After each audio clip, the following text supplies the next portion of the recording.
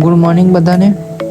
આજે તો સ્કૂલની ટ્રીપ નથી, આજે તો બધે રજા હતી સ્કૂલમાં, પણ તો બી હું આજે વહેલો ઉઠી ગયો હતો કારણ કે જવાનું હતું શંકર ભગવાનના મંદિરે જે અમારે મહીસાગર નદી આવેલું છે.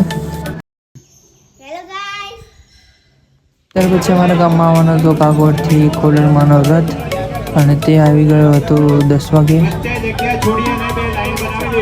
અને પછી થોડી વારમાં થઈ ગઈ હતી ખોડિયાર માતાની આરતી ચાલુ ને આખું ગામ હતું આરતીમાં આજે તો.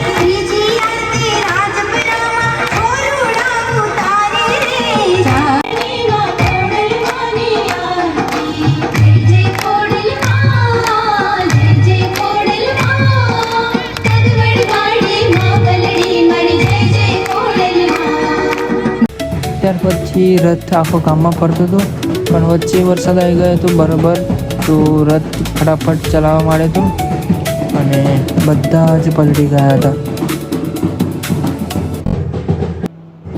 ને એમાં થોડી વાર પછી પાછો વરસાદ બંધ થઈ ગયો હતો અને રથ પણ જવાની તૈયારીમાં હતો.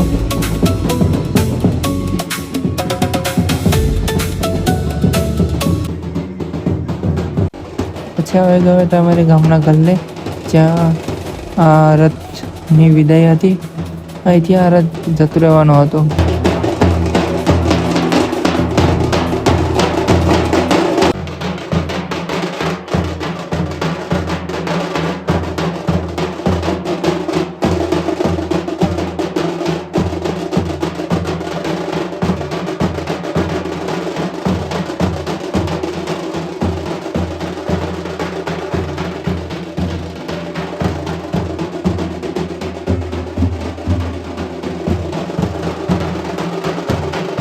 ખોડિયાર માતાનો રથ આવ્યો હતો તે નિમિત્તે ગામમાં મહાપ્રસાદીનું આયોજન કર્યું હતું. ત્યાર પછી હું ઇકો લઈને બજારમાં મહેમાન આવ્યા હતા તો મૂકવા આવી ગયો હતો.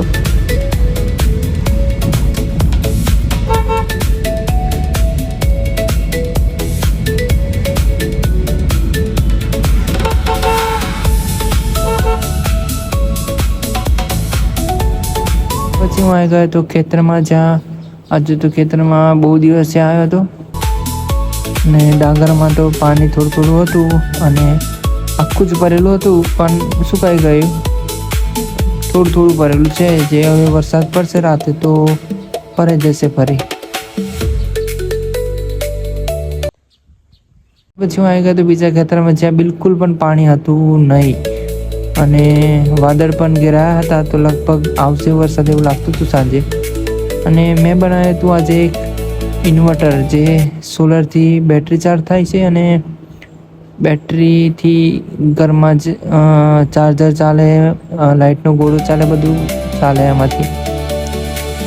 તમે જોઈ શકો છો કે 2 સોલરની પ્લેટ છે અને સોલરથી ચાર્જ થાય છે બેટરી.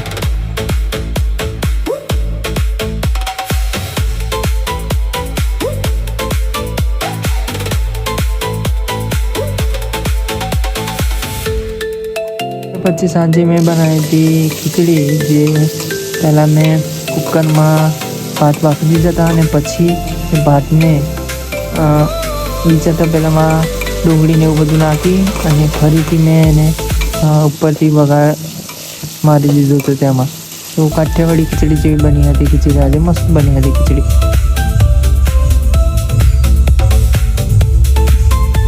ત્યારબાદ પેલા વિસુ ગામમાં ગયો હતો રમવા માટે, તો ત્યાંથી કંઈક વગાડીને આવ્યો હતો ને લોહી કાઢીને આવ્યો હતો. તમે જોઈ શકો છો કે આજનું વાતાવરણ કેવું છે. તો આવા જ બીજા વિડીયો જોવા માટે ચેનલને લાઈક કરો, શેર કરો અને સબસ્ક્રાઈબ પણ કરી જ દેજો.